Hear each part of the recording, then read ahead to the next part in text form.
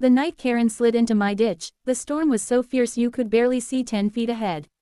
Snow slammed against the windows, wind howled like something alive, and the entire street had disappeared under thick white ice. That was the night everything began. I had spent hours shoveling earlier, clearing my driveway as best as I could before the blizzard got worse. My hands were frozen, my back ached, and I finally gave up once the snow started falling faster than I could move it. No one else on the street was outside. It was too dangerous. Around midnight, I heard the sound. A loud scraping crash followed by the spin of tires fighting against the ice. I rushed to the front window and pulled the curtain aside. A car had slid off the road and straight into the ditch right in front of my house. Headlights were tilted sideways, lighting up the snow like a spotlight. For a moment, I just watched, trying to figure out what to do. Then the driver's door burst open. And out stepped Karen. Even in the storm, I recognized her immediately. She lived a few houses down and was known across the neighborhood for arguing about everything. Parking spots, trash cans, grass length, and most of all, HOA rules.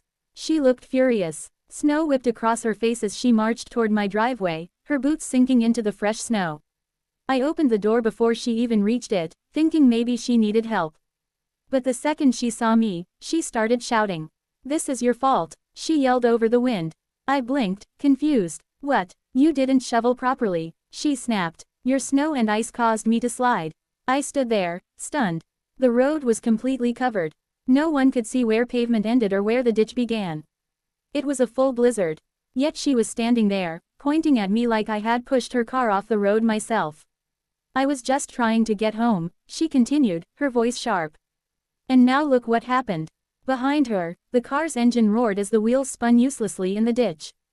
That was only the beginning. Karen stood in my driveway, snow collecting on her coat and hair, but she didn't seem to notice the cold. Her focus was completely on me. The anger in her voice cut through the sound of the storm as if nothing else mattered. "This would not have happened if you had cleared the snow properly," she said again, pointing toward the street like she was presenting evidence. I stepped outside, pulling my jacket tighter. The wind hit hard, pushing icy flakes into my face. I looked at the road, then back at her car stuck at an awkward angle in the ditch. The entire street was buried. No one's driveway was perfectly clear anymore. The storm had been raging for hours. "Karen, this is a blizzard," I said calmly. "No one can keep up with this much snow." She crossed her arms. "That's not my problem. The HOA requires safe conditions. You're responsible for the area in front of your property." I almost laughed, but the seriousness on her face stopped me. She wasn't joking. "The road isn't my property," I replied. "I shoveled my driveway earlier." After that, the snow just kept falling. Karen turned and pointed dramatically toward the ditch. "Well, because of your negligence, I slid right off the road. I lost control the second I passed your house." Her words sounded rehearsed, like she had already decided the story in her head before even knocking on my door. I walked a little closer to the edge of the driveway and looked at the tire tracks. They curved sharply across the snow, cutting from the center of the road straight into the ditch. It didn't look like she had been driving slowly. "You were going too fast," I said quietly. She spun around immediately. "Excuse me, it's ice everywhere. Anyone driving carefully would have slowed down." Her face turned red, and for a moment I thought she might start yelling again. Instead, she pulled out her phone. "I'm calling a tow truck," she said. "And you're paying for it." The words hung in the freezing air between us. I stared at her, certain I had heard wrong. "I'm not paying for anything," I said. She gave me a cold smile. "We'll see about that." Karen stepped back toward the street, still holding her phone, speaking loudly over the wind. I could hear her explaining her situation to the tow company, making sure to mention my house number more than once, as if she was already building a case against me. "Yes, I'm stuck right in front of a property where the owner didn't shovel," she said. "That's why I slid." I stood there in disbelief, the cold barely noticeable now compared to the heat rising in my chest. The storm was still raging, snow blowing across the street in thick waves. Anyone could see the road was dangerous. Yet she was acting like this was all my fault. She ended the call and looked back at me. "They'll be here in about 20 minutes, she announced. "And I'll be sending you the bill." I shook my head slowly. "Karen, I'm not responsible for you losing control of your car in a blizzard." She stepped closer, her voice dropping into a sharp, controlled tone. "The HOA has clear rules. Homeowners must keep the area in front of their property safe. You didn't do that." The road is covered for blocks, I replied. Are you going to knock on every door tonight? She didn't answer that. Instead, she pointed again at the snow piled near the edge of my driveway. Your shoveled snow probably froze and turned into ice. That's what caused this. I looked down at the ground. My driveway had been clear earlier, but now it was buried again under fresh snow. There was no way anyone could tell what had been shoveled and what hadn't. Still, she kept pushing. I could report this to the HOA board, she added. Unsafe conditions. Negligence. You could get fined. That caught my attention, not because I was scared, but because it was clear she was serious. You really think I'm responsible for a blizzard? I asked. I think you didn't do enough, she said flatly. The sound of an engine echoed in the distance, growing louder through the storm. Headlights appeared at the end of the street, cutting through the falling snow. The tow truck had arrived. Karen turned toward it with a small, satisfied smile, as if she had already won. But she had no idea what was about to happen next. The tow truck pulled slowly down the snow-covered street, its bright yellow lights flashing through the storm. The driver moved carefully, tires crunching through the thick ice as he positioned the truck near the ditch. Even from a distance, it was clear he was struggling to keep control on the slippery road. Karen waved her arms dramatically to guide him, acting like she was directing traffic in the middle of an emergency. Snow continued to fall heavily, covering everything almost as fast as it could be cleared. The tow truck driver stepped out, pulling his coat tight against the freezing wind. He looked at Karen's car, then at the ditch, then back at the road. Rough night, he said calmly. Karen immediately began talking. Yes, and I need you to know this happened because the homeowner didn't clear the snow in front of their property, she said, pointing straight at me. The driver glanced at me, then back at the street. His expression didn't change much. It's a blizzard, he replied simply. Karen seemed annoyed that he didn't react the way she expected. Well, I lost control right here, she insisted. There must be ice from his driveway. The driver walked a few steps toward the edge of the road, carefully testing the ground with his boots. He nodded slowly, as if confirming something to himself. It's ice everywhere, he said. Whole roads like glass. I stayed quiet, letting him look around and make his own judgment. The tire marks leading into the ditch were deep and curved sharply, cutting across the road like a long skid. It didn't look like a slow slide. It looked sudden and fast. The driver walked over to Karen's car and examined the front wheels. He leaned down, brushing snow away to get a better look. Then he stood back up and faced her. Were you driving fast? He asked. Karen's face tightened. No, I was driving normally. The driver didn't argue, but he didn't look convinced either. Without saying more, he went back to his truck and started preparing the winch. The loud hum of the machine filled the air as the metal cable slowly rolled out. Karen turned back to me, her eyes cold and confident again. Just wait until I get the bill, she said quietly. You'll understand how serious this is. But as the tow truck driver hooked the cable to her car, he kept looking back at the road. And the deeper he looked, the more things didn't seem to add up. The tow truck driver didn't rush. Even as the wind howled around us and snow kept piling onto the road, he took his time studying the ground. He walked slowly along the tire marks, following them from where Karen's car rested in the ditch back toward the center of the street. Karen stood with her arms crossed, clearly impatient. Can you just pull it out already? She said loudly. It's freezing out here. Just a minute, the driver replied calmly. I watched quietly as he continued to examine the tracks. The long curved lines in the snow were clear, even with fresh flakes falling. They showed exactly where her car had lost control and how sharply it had turned. The driver crouched down near one of the deeper grooves and brushed away some of the snow. Beneath it was a thin layer of ice, but it wasn't only in front of my driveway. It stretched across the entire road. He stood up again and walked a little farther back, this time looking toward the corner at the end of the street. The tracks started there, not at my house. They came in fast, cutting across the middle of the road before sliding straight into the ditch. He turned and looked at Karen. You hit this patch back there, he said, pointing toward the bend in the road. Lost control before you even reached this driveway. Karen frowned. That's not possible. I felt the slide right here. The driver shook his head slightly. The marks say different. You were already sliding before you got here. I stayed quiet, letting the evidence speak for itself. The tracks were clear to anyone who looked closely. The slide had started near the corner where the road dipped slightly and collected more ice. Karen's expression hardened. Well, maybe his snow made it worse, she said, refusing to let go of the idea. The driver didn't argue. He just returned to the truck and started the winch. The cable tightened, and Karen's car slowly began to lift out of the ditch. As the vehicle was pulled back onto the road, more of the skid marks became visible under the packed snow. They were long and deep, the kind made when someone hits the brakes too hard on ice. And in that moment, it became obvious. This wasn't about my driveway. It was about how fast she had been driving in a blizzard. Karen's car was finally pulled back onto the road, the wheels settling onto the icy surface with a soft thud. The tow truck driver carefully unhooked the cable, brushing snow from his gloves as he stepped back to inspect the vehicle. The storm was still strong, but the moment felt strangely quiet. Karen walked around her car quickly, checking the front bumper and tires. "Great," she muttered, clearly more upset than relieved. Then she turned back toward me, her expression sharp again. "Well, the damage is done," she said. "And you're still responsible." I didn't answer right away. The driver looked at both of us, then slowly shook his head. "Ma'am," he said calmly, "I don't see how he's responsible for this." Karen stared at him, shocked. "Excuse me." "The slide started up the street," he continued. "You hit ice at the bend and carried it all the way down. That's what the tracks show."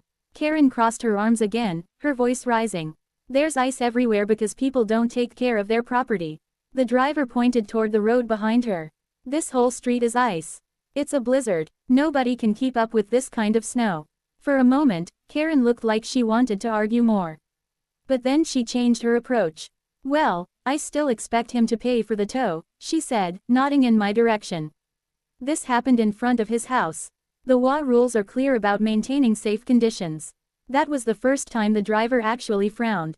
"HOA rules don't apply to the middle of the street," he replied. "And the ditch isn't part of his property either." Karen didn't like that answer. Her jaw tightened as she pulled out her phone again. "Fine, I'll take this up with the HOA board myself." I finally spoke. "You can report whatever you want. I didn't cause this." The wind blew harder, carrying snow across the road like waves. The tire marks were already starting to fade under the fresh layer, but the truth had already been seen. Karen stood there for a moment, clearly frustrated.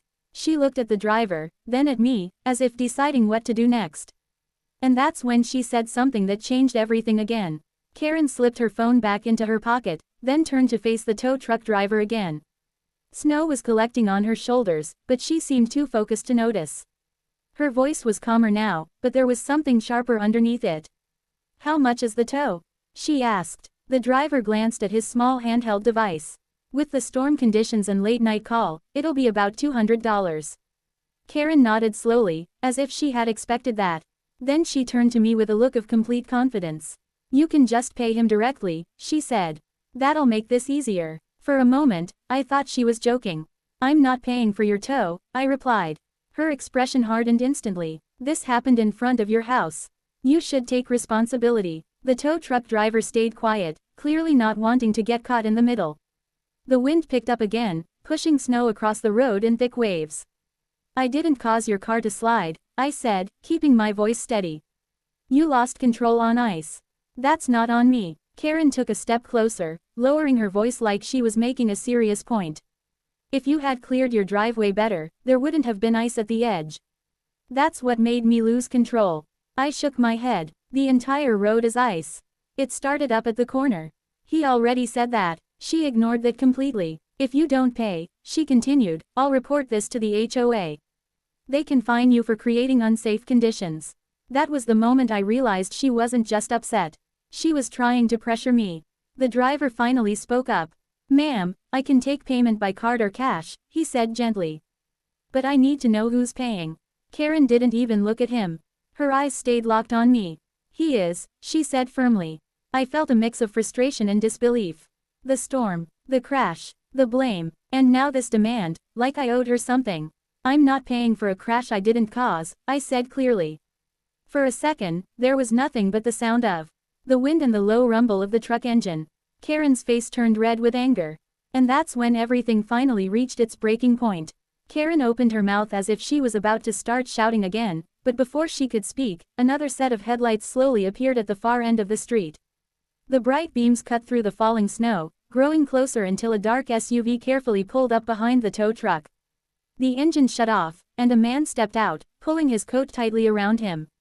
Even from a distance, I recognized him. It was Mr. Thompson. He lived on the corner where the road dipped slightly, the same place where the tire tracks had first started. He was known in the neighborhood for being calm and observant, the kind of person who noticed everything without saying much. He walked over slowly, snow crunching under his boots. "Everything all right here?" he asked, looking between Karen, the tow truck driver, and me. Karen answered quickly, "No, actually, I slid into the ditch because the snow wasn't cleared properly in front of this house." Mr. Thompson glanced at me, then back at the road. "I saw the whole thing from my window," he said quietly. Karen's expression shifted slightly. "Then you know what happened?" He nodded slowly. "Yes, I do." For a moment, the only sound was the wind pushing snow across the street. "You were coming down the road pretty fast," he continued. "You hit the icy bend near my house. I saw your brake lights flash, and then your car slid all the way down here." Karen's face went pale. "That's not true," she said quickly. "I only started sliding when I reached this driveway." Mr. Thompson shook his head. "No, you were already sideways before you got halfway down the street." The tow truck driver looked at him, then back at the tire marks that were still faintly visible under the fresh snow. "That lines up with what I saw in the tracks," the driver added. Karen looked between all of us, clearly realizing the story she had been telling was falling apart. For the first time that night, she didn't have an answer ready. Mr. Thompson folded his arms calmly. "It's a bad night to be driving fast. Ice builds up on that corner every winter." The truth was now coming from more than one place. And suddenly, the blame had nowhere left to go. For a long moment, no one spoke. The wind had started to slow, and the snow fell softer now, like the storm itself was finally growing tired. The street was quiet except for the low rumble of the tow truck engine and the faint creak of branches under the weight of ice. Karen stood there, looking from Mr. Thompson to the tow truck driver, and then to me. The confidence she had shown earlier was gone. In its place was something else. Something smaller. "You're saying I was speeding?" she asked, her voice no longer sharp. Mr. Thompson didn't sound angry. "I'm saying it looked like you were going too fast for the conditions. That corner gets icy every winter. Everyone on this street knows to slow down there." The tow truck driver nodded slightly. "The tracks show the slide started up there. By the time you reached this spot, you were already out of control." Karen looked back at her car, now sitting safely on the road. Snow had already begun covering the deep skid marks that told the story of what had happened. It was like the blizzard was slowly erasing the evidence, but it didn't matter anymore. The truth had already been seen. She took a slow breath, then looked at the tow truck driver. "I'll pay," she said quietly. He nodded and handed her the card reader. She pulled out her wallet, her movements slower now, less certain. The machine beeped softly as the payment went through. For the first time since she had knocked on my door, she didn't look at me with anger. Instead, she looked tired. "I was just trying to get home," she said, almost to herself. I nodded. "It's a bad storm. Happens to the best of us." She didn't argue. She didn't blame. She just gave a small, quiet nod, then walked back to her car. Mr. Thompson gave me a small wave before heading back toward his house. The tow truck driver climbed into his truck, the flashing lights fading as he slowly drove away. I stood there for a moment, watching as Karen carefully pulled onto the road. This time, she drove slowly. Carefully. The storm hadn't just covered the street in snow. It had uncovered the truth. And in the end, that was the only thing that mattered. Welcome to Karen Universe, where we dive into every wild, quirky, and intriguing story out there. On a blizzard night, a car slid into the ditch right outside my window. Then, unbelievably, Karen blamed me for the crash. But the truth that come out was beyond what anyone expected. If you enjoyed the, don't forget to subscribe to Karen Universe, share with your friends, and drop your thoughts in the comments.